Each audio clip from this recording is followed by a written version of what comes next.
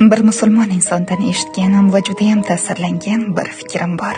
Shunday deganda, kimnidir uyiga borganingda senga eshik ochsa, sizni birinchi ko'rganingiz qandildagi chang yoki televizordagi chang yoki dastoldagi chang bo'lsa, qaytib u uyga bormang.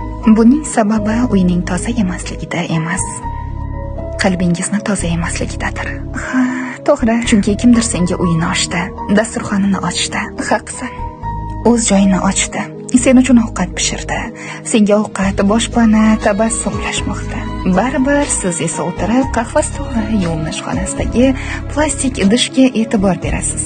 Siz bunday do'stga loyiq emassiz. Loyiq emassiz. Agar kamchilik yaxtaradigan inson bo'lsang, uyingda o'tir. Uyingda o'tir, chunki haqiqiy do'stlik ayb axtarish bilan emas, bir-birini qo'llab-quvvatlash bilandir.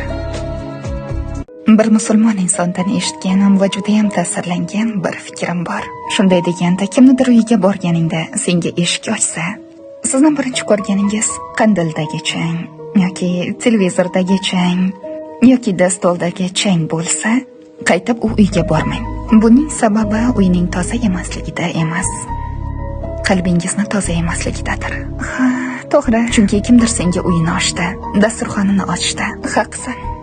O'z joyini ochdi, sen uchun ovqat pishirdi, senga ovqat, boshpana, tabassumlashmoqda. Baribir siz esa o'tirib qahva stoli, yuvinish xonasidagi plastik idishga e'tibor berasiz.